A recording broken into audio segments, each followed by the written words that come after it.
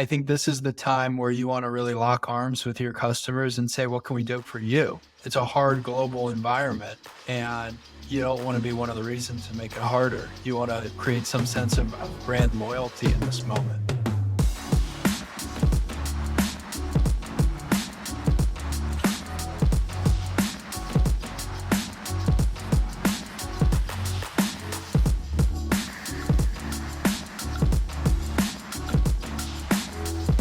Welcome back to the Fitt Insider Podcast. I'm your host, Joe Veneri. Today I'm joined by Will Ahmed, founder and CEO of Whoop. In this episode, we discuss the evolution of wearable technology. Will talks about the shift from activity tracking to health monitoring. Plus, we cover Whoop's role in the future of healthcare. Let's get into it. Hi, Will. Welcome back to Fitt Insider. Thanks for joining us again. Joe, thank you for having me. Congrats on some 170 podcasts since I think we first did this a couple years ago.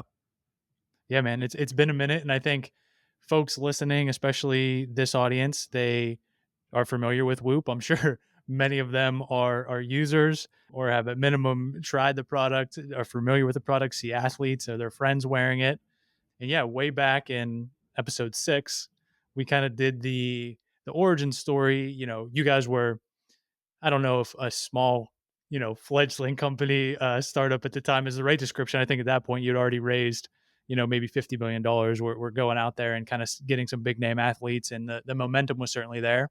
But for folks who want to check out the origin story, maybe go back and listen to that episode. I've heard you kind of run through it on some different podcasts, so it's out there. It's super interesting. But for the sake of today's conversation, I thought, it's been a whirlwind the last couple years. COVID, you guys raising some $200 million, launching the 4.0 product. More recently, as kind of the economy shifting, we're feeling things out, going through some layoffs. So no shortage of things have happened, right? So maybe picking up there, how would you characterize the current state of Whoop? Well, the business is very healthy, and that's an appropriate word because our mission is really to improve performance, improve health. I got into this space 10 years ago, Joe, and the exciting thing I think about wearable technology and health monitoring is it's only becoming more and more obvious year over year how valuable it can be. You and I spoke in 2019, and at that point, I think Whoop was early to being a subscription business. We had, launched our 3.0 technology. Obviously, it was pre-COVID. We were anchored more around fitness enthusiasts. So for folks who aren't familiar with Whoop, one of the key things that Whoop introduced to the market was recovery and the ability to have a recovery score every morning, red, yellow, green, how prepared your body to perform. And that's been a huge hit with athletes, huge hit with fitness enthusiasts. But increasingly, what we've seen over the last 3 years is how our whole technology stack, including your total day strain, these are metrics that we've seen a much wider population of people use. And COVID really, I think, also accelerated adoption for Whoop. When it initially happened, we didn't know necessarily how it was going to affect our business. And I think like many companies it was a scary moment in time. But so much of, I think, how a company is run is based on its culture and its DNA. And for us, Joe, that's always been around physiology, science, really basing what we do on research, but also moving quickly. And those things are often at odds. You'll see a lot of research companies moving really slowly. And I bring that up because in January of 2020, we first started researching COVID. And we took the bet, well, what if this actually is a global pandemic? And so we were a little early to the game, and that allowed us to build COVID-19 tracking. So come March of 2020, we actually had COVID-19 tracking in the Whoop app. By the end of March, we had 2,000 people report having tested positive for COVID. So if you go back in time to, late March 2020, the world was just waking up to whatever COVID-19 is and what the implications of it are. And yet we had this massive data set, probably one of the largest data sets in the world on what does this look like physiologically. And again, based stuff on research, move fast. We partnered with great research institutions. We got a lot of consent from our members to use the data for research purposes. A few months later, we found a smoking gun in the data, which was that respiratory rate, the number of breaths you have in a minute, was actually predictive of COVID. And so that became a very powerful moment in time for Whoop. We published research, it was peer reviewed. You can read about it now, just showing how COVID-19 as a lower respiratory tract infection could be measured with an elevated respiratory rate. And so we got a lot of people really interested in that metric. And Whoop as a population also started to expand well beyond fitness enthusiasts, but into general health. And that I would say is probably the biggest difference between our conversation last time and our conversation today in terms of how the company's evolved. Yeah, it's really interesting. And even going back to that time, as people were starting to understand or starting to see the impact of COVID, and nobody really knew what was going on, to your point. But you started to see on social media people posting the screenshots of Whoop and other devices and saying, like, something was wrong. I knew something was wrong. I went to the doctor. They told me nothing was wrong or wasn't, they weren't sure what it was. So almost this early warning system, right? Where now people who weren't previously maybe interested in health monitoring or health tracking, certainly not fitness enthusiasts. Now they're getting these devices and saying, like, hey, there's another use case for this that can really impact me in my everyday life. Now you see the performance, you see sleep, you see this general health tracker, temperature tracking, certainly related to COVID. And right to your point, now a new market starting to adopt this product. While that's certainly a benefit, right? Getting more people to come to it and potentially like a new channel almost. I'm sure it also raised some hurdles, right? Somebody who's not familiar maybe with this type of technology, with the app, with the idea of monitoring their health in that way. Did you see as the market, expanded their new problems, right? With this kind of customer profile who wasn't that athlete or performance focused or health optimizer kind of person? Growth introduces problems. There's no question. Often they're the problems you want as a startup. We were about a 100-person company. We scaled, over a pretty short period of time to about 600 people. Our user base expanded pretty dramatically during this period. We had to manage all sorts of things as it relates to demand of hardware because, of course, we built a wearable.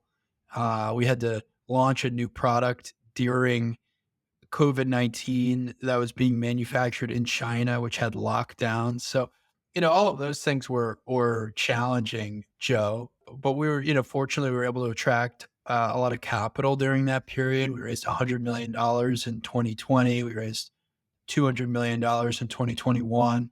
So that's capital that's allowed us to invest a lot in our technology and our software. To your point about having a wider member base, that actually has been, I think, refreshing for Whoop in that we've really seen the product work equally well for a much wider audience. And one thing that's interesting about Whoop is often the reason that someone signs up for Whoop is not ultimately the reason that they're still using it today. I think that speaks to the importance of health monitoring evolving with you and meeting you where you are, right? Picture the life cycle of a woman who's training for a marathon, who then runs the marathon, who then gets pregnant, who then goes through 9 months of pregnancy, who then gives birth, who is now, postpartum. That's a bunch of different chapters in a fairly short period of time, right? And we've had people on Whoop who have gone through those exact chapters. And so life changes. And the way that a 24/7 coach, which is really how we think about Whoop, is being this 24/7 coach, it needs to evolve with you and be able to take you down these different rabbit holes. Okay, you're training for something. Let's focus on that. You've got a different thing going on in your life. Maybe you're stressed, maybe a new job, maybe you're traveling a lot, a newborn, all these things really change what's happening for you. And what's been exciting about these last 2 years is that we've built more and more use cases for the technology. Yeah, I think with that, you mentioned some of the challenges that come with that. And frankly, they're good problems to have, right? When you're growing and you're trying to figure out how to keep up with that demand. And now also getting introduced to these new kind of customers, but then also the new use cases. When you're doing that and, maybe having this concept initially around performance and recovery and strain and where you want that roadmap to go. How do you then adapt based on, oh, we're seeing this from the temperature and COVID detection. We're seeing this for potentially pregnancy or cycle tracking. We're seeing this for performance. How do you know how to allocate those resources and, like you said, move fast, but also, hopefully move in the right direction? There's certainly the novelty of the research finding as one guide. The COVID one was pretty obvious because it's like, okay, wow, this is a big discovery that other people haven't made, that if we can share with the population and build functionality around, can add a ton of value. So that, that as a decision process felt pretty streamlined. More recently, we did research around pregnancy that was pretty exciting. We had a doctor out of West Virginia University who essentially recruited about 20 women over the course of 3 years who were pregnant and measured their HRV and their resting heart rate and their sleep and all these data points during pregnancy. And the doctor discovered that for those 20 people, he used Whoop as well. And he discovered that for those 20 women who were pregnant, they had this really interesting declining HRV over the course of the first 33 weeks of the pregnancy. And then 7 weeks before giving birth, they had this sharp inflection where, like jumps off the page, like a V leading up to giving birth. And he hypothesized that, okay, this inflection may actually occur 7 weeks before giving birth. Now, the interesting thing is everyone in that 20 people gave birth on a normal pregnancy. So none of them were premature. Turns out 10% of pregnancies in general are premature. So they're earlier than 40 weeks. And we were able to capture a large data set of 1,200 pregnancies in about a week's time. So we were able to work with our members and ask if they wanted to share data for research purposes. Obviously, this is all de-identified, it's private. But through that lens, we had 1,200 pregnancies that we could then do the same analysis on as this doctor had done. And we found a very similar phenomenon with this inflection. And we also found that it occurred not just for normal pregnancies, but premature pregnancies. That does seem like a really big deal. And so this is research that we've since published.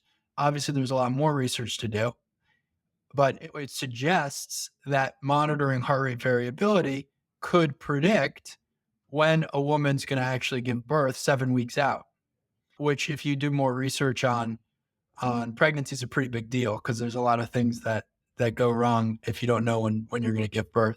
So we've since built pregnancy coaching into the Whoop app. It doesn't have all the functionality that I just described because we're still doing more research on it. But it now helps a woman understand what's normal for her body over the course of a pregnancy and what are certain things she can expect that are happening to her body as it pertains to resting heart rate or heart rate variability, et cetera. So that was another example where we did the research and then built functionality that we felt like could add a whole new experience within the Whoop app. If you think about the beginning of that research to when there was functionality in the Whoop app that gave members benefit, it was 4 months. So 4 months from the start of the research to actually a member benefit in the app. And that I think is pretty exciting. I think that's one of the ways that Whoop can be different. And again, you do the research, you move quickly, you try to add value for your customers. Yeah, I think it's pretty powerful, and in this case, right, hugely impactful for a population. Like, where else are they getting that type of coaching or information and that type of speed really to integrate something like that? Is there an example where you did that research, members were reaching out about something, and then you said, you know what, this just doesn't make sense to turn around and put this in the app, and maybe decided to steer clear of it, at least for now? I'm thinking about that. I think there's been various examples of observations we've made in the data that may be too soon to build a feature around. And so I'd frame a lot of that as like ongoing research. There's also things that are highly personal. The COVID example, the pregnancy example I gave, those were things that we saw were similar across a very large number of people, a large population. The Whoop journal is a good example of how we're able to focus on an individual for a specific influence or a specific behavior or a specific lifestyle decision and see how that affects that individual. There's certain supplements, certain diets especially, that have a very different effect on people. So, paleo diet, keto diet, as examples. We see some people on Whoop, they go on these diets, their data gets way better. We see some people on Whoop, they go on these diets, their data gets way worse. And that's where Whoop is trying to give feedback to the individual on what we're seeing for them. Now, over time, of course, you could imagine recommendations being made. Okay, Joe, there's this many people on Whoop who look like you, and they tend to have the benefit. The following things tend to go well for people like you or people who look like you based on your own profile. But for now, a lot of it is looking at your individual data and giving you that feedback directly back. I remember when we first talked, and now it's become more and more obvious. This idea of wearables were counting activity and then they're keeping track of what you already did.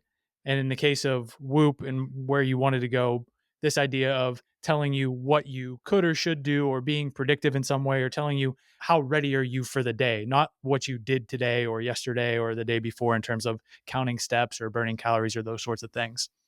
How close or maybe how far away are we from this type of predictive preventative recommendation where it's not just that data, but it's like you should eat this, you shouldn't eat that, you should do this type of workout, you shouldn't do that type of workout, versus now even there's a level of like still decoding it and trying to decipher and then testing things and experimenting. And frankly, some people you know just aren't interested or they're not willing to do that level of kind of effort, right? To make sense of those things themselves. So is that a reality? I think we all kind of sit back and hope, right? That like that's where it's going. I could just, look at my data and say like, oh, this is working. I should do more or less. This is how much and kind of get that information. How close to that reality are we? Well, the premise behind your question is a really good one, an important one, which is that, having more and more data isn't necessarily a good thing if you can't point to very specific insights.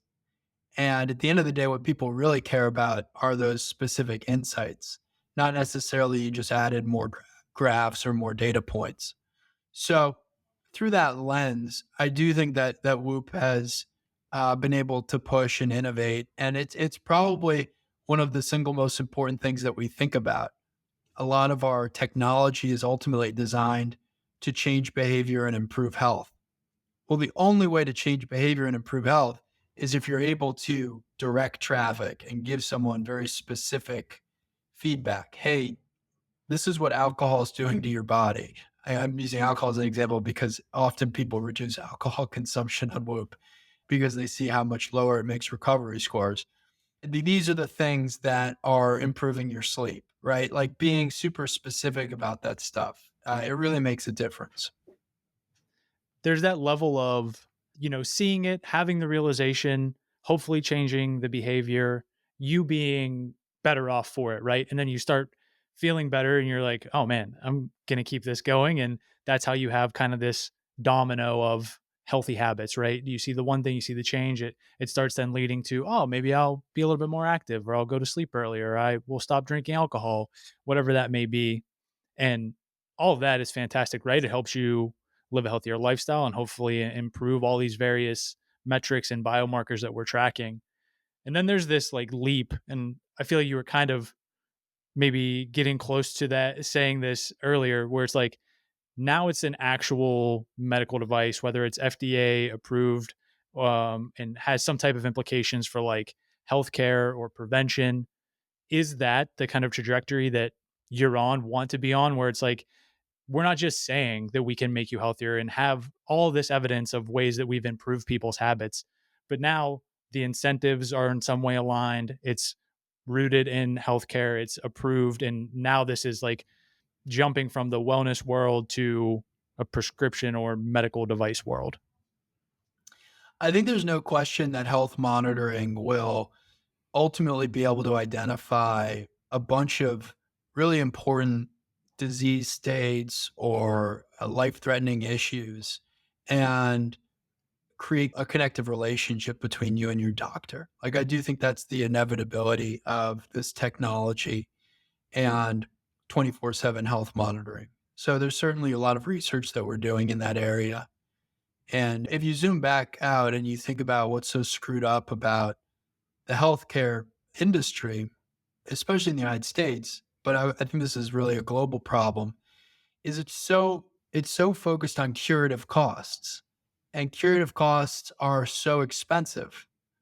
Whereas preventative costs are much less expensive and also more important in some ways because if you can prevent something bad from happening, that's better than curing it after the fact. And I think the potential of wearable technology, the potential of continuous health monitoring is to shift costs from being curative to being preventative.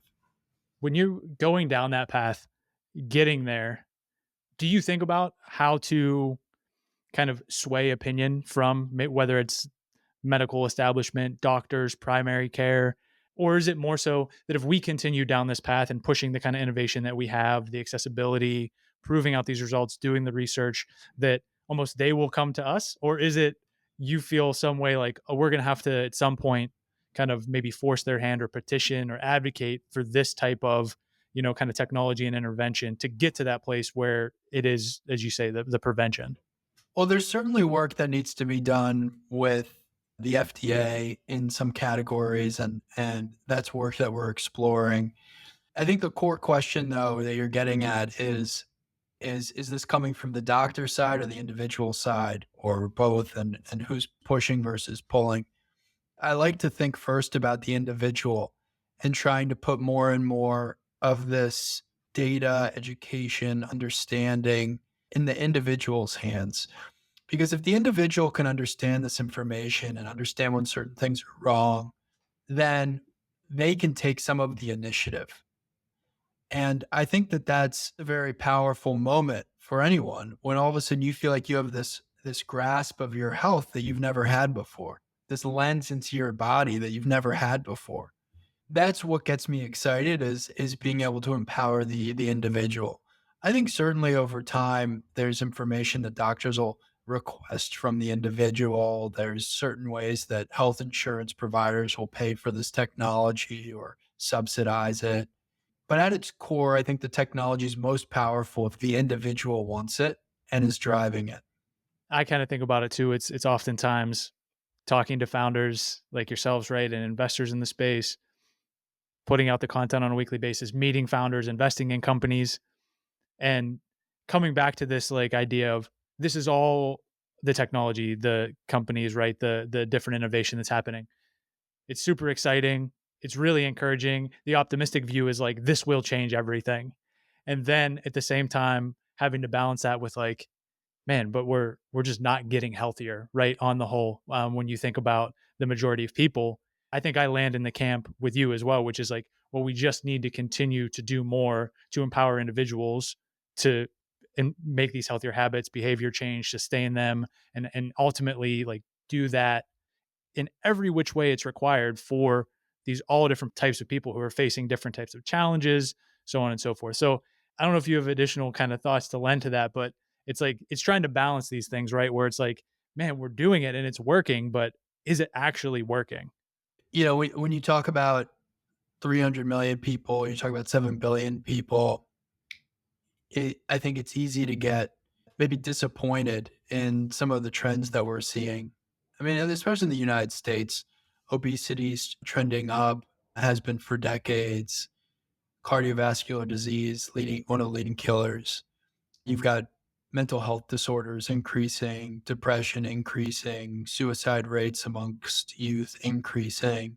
There are a bunch of trends that are pretty disturbing, to say it bluntly. The piece that, I think about is, okay, well, what can I control about this equation? Or what can we at Whoop try to influence about this equation? And What gives us excitement or we find encouraging is that the people who are using our technology are changing their behavior, are improving their health. You kind of think about taking the bite out of the elephant, and the folks you've got on Whoop today hopefully continue to grow, and more people adopt this technology and have a better understanding.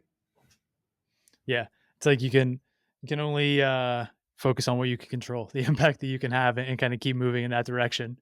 Changing gears a little bit, I wanted to circle back to at the onset you said kind of the state of Whoop is healthy, which of course is awesome and thinking about continuing to grow and have that impact that we just discussed. I'm kind of curious, the question that we get a lot, especially now, is like just given the economic uncertainty and companies such as yourself having to go through layoffs, make hard decisions, looking at what's working, what's not working, even to that period of time, maybe through COVID, where there was new audiences coming, kind of maybe organic growth as people were seeking out the product, new funding coming on, and now marketing conditions changing, consumer behavior potentially shifting, and thinking about like where all this is headed. When you look across like the performance, whether it's performance, marketing and growth channels, or acquisition, retention. How are you making sense of this? How are you navigating that with the team? And do you have a sense of where it's potentially going, or are you just riding it along with everybody else? Well, one thing that you can focus on if you're a subscription business, which fortunately Whoop is your core member base, right? And that's one thing that we think about a lot when the macro environment is uncertain. Now, fortunately, we're still growing and our sales are still increasing, so we're adding more people to our platform. I think good advice, generally speaking, though, for any consumer business, and especially any subscription business, is to really focus on your existing subscribers or your existing members, existing customers, however you think about that audience, and double down on them.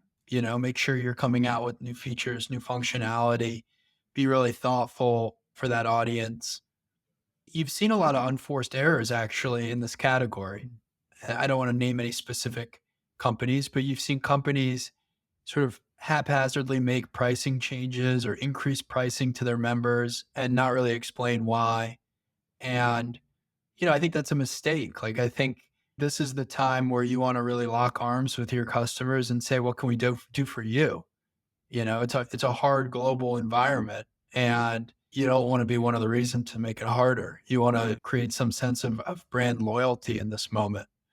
And again, if you want to just really zero things out, you don't assume that you have growth. You assume you've got an existing base and you want to make sure that base is really strong.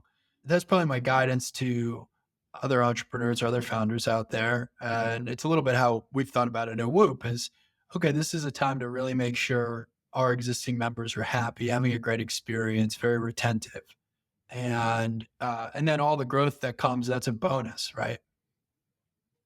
Especially, yeah, like you said, when it's a subscription business, you can't ignore those existing members. And you talked about being able to deploy new features based on research potentially in 4 months, making sure that you're continuing to update the kind of the journal and the recommendations and the insights that they're getting. I think in a previous generation of wearable devices, you had this, and I think largely because there wasn't a subscription, and frankly, that the experience and the insight just wasn't there. That I forget what it was, like 3 months, 6 months. People just take the device off. They never put it back on. So you had this like cliff of churn that they just fell off. Is there a timeline or a length of time that you look at where you see Whoop members typically are at risk of churning? And are there specific kind of guide rails you put in place to prevent that from happening? Or is it that because you're so focused on the member and it is a subscription product that you are more dialed in to preventing that churn in the first place and so geared around retention? Do you see, I guess to get straight to the punchline is like, when are people churning? And then recognizing that, how are you preventing that? It's a really important question, and it's something we spend a lot of time on. I think, fortunately, it's been one of our strengths as a company. Even before we were a subscription, part of the reason we changed to being a subscription was that we found people would wear Whoop for a really long time and not take it off. So we didn't see the same drop off rates that had plagued, V1 of the wearable space or the step counter world that came before Whoop. One really important area is like that first 30 days because you're creating a new experience, a new behavior for someone. Just the nature of wearable technologies that you wear it. In the case of Whoop, we want you to wear it 24/7. How many things even in your life do you wear 24/7? Right? It's like practically nothing that you wear 24/7. Maybe a wedding band, maybe a really significant piece of jewelry, but hopefully also a Whoop. And so that's where we spend a lot of time thinking about education and onboarding and those first 3 days, 30 days. How do you quickly help someone understand how to use this technology and get the most value out of it? Fortunately, we see, after someone's been on Whoop for a while, there's a lot of indications they'll be on it for a lifetime. And we're pretty proud of that and excited about that. Yeah, I think at one point you had said when it comes to like the 24/7 monitoring, you think it's going in the direction of like kind of being luxury or invisible, and taking these with like Whoop Body, for example, the apparel, it's like down that path of being invisible. And with some of the kind of more showy bands and things that you guys release from time to time, being more branded and luxury. Do you still think that that's the case in terms of getting people to wear the sensor 24/7? Totally. And having the technology being able to be something you can dress up and customize.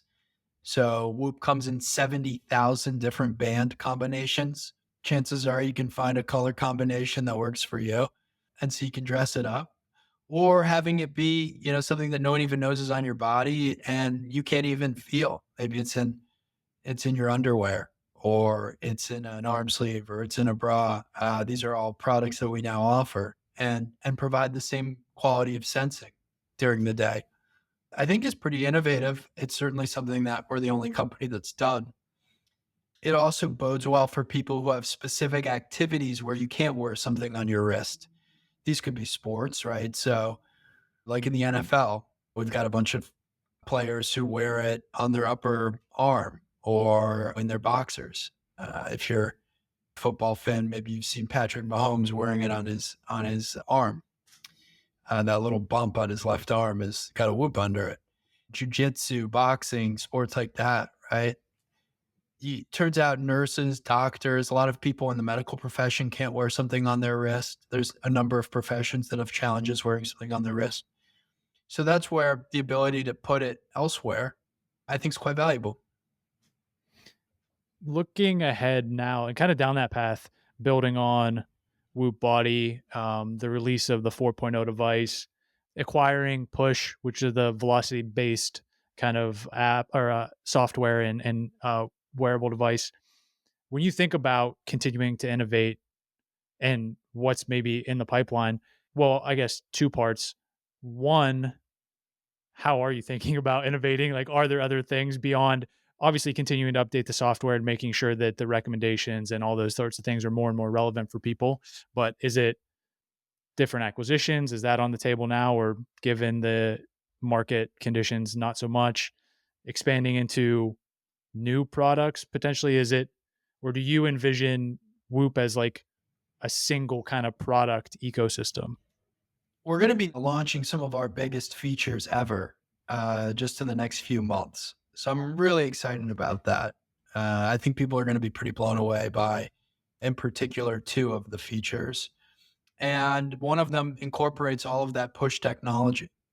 So the ability to really go deep on weightlifting, which I think is an area that members have been craving and independently hasn't really existed in the wearables market. You won't find a wearable that also gives you deep weightlifting analysis, which is something that very shortly we're going to offer to our members, and I'm stoked about. The other feature I'll keep closer to the chest because that's a whole new category for Whoop. And then, we've got a bunch of really important updates, new looks for the app, different deep dives on specific activities that are more nuanced given the activity. A recovery activity will look different than a sport, will look different than a cardio activity. Having more integrations analyzed. So depending on which workouts you're plugging into the Whoop, it'll be analyzing those relevant to what it was as a specific activity. The additional coaching and progress tabs are gonna be enhanced. So there's just like a ton of stuff that's coming out in the next a lot of it's coming out in the next 3 months, but especially in the next like 4 or 5 months. Yeah, very cool. Along those lines, this might be a little bit inside baseball for like the weightlifting world, maybe CrossFit world, but I think there was some initial kind of curiosity when you did the push deal from like other weightlifting coaching platforms.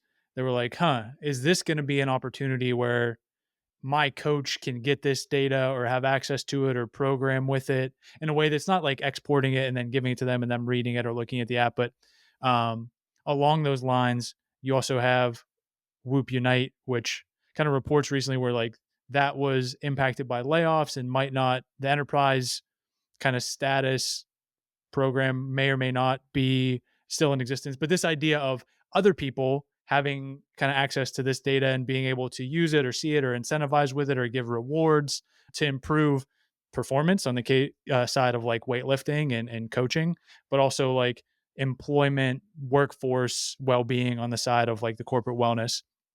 How do you think about continuing to like integrate and give access to data, and whether that lends to coaching or enterprise or any other channel?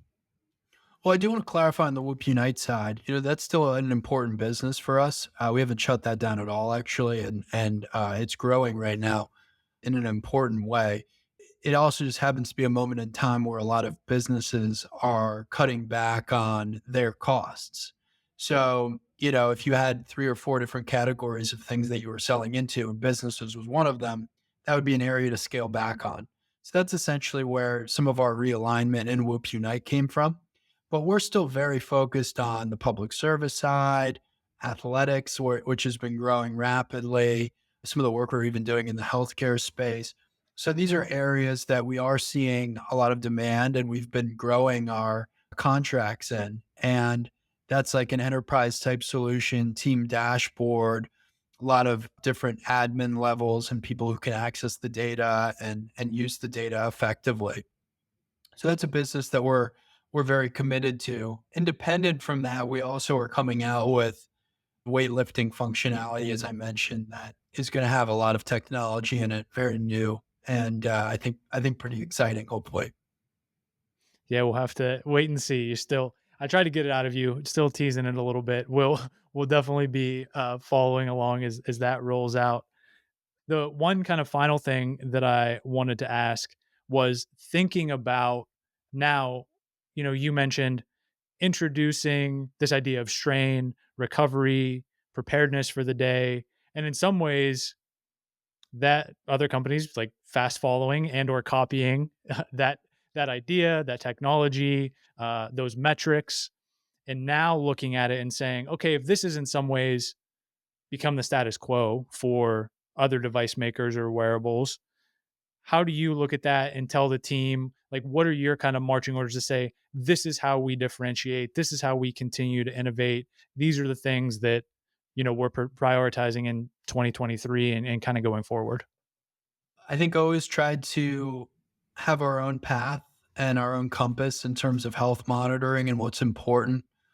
A lot of companies in the space copied each other and ended up in no man's land. I think a lot of companies that really focused on step counting made that mistake. And we've tried to stay true to Whoop and true to our members and stay in an aspirational place. Certainly, we've had companies copy us over the years. And what's been refreshing is that even the companies that have at times copied us have also been unsuccessful. So I think it speaks to how hard the wearable space is. There's no one single thing that you can necessarily replicate when you're talking about so many layers of the technology and even the brand or the way it makes you feel, the status of something you wear 24/7, what that says about you. We're proud of that positioning. And look, we don't want to copy other companies. We want to come out with the next thing. So we want to stay ahead of everyone. And I think consumers are savvier than maybe they're given credit for.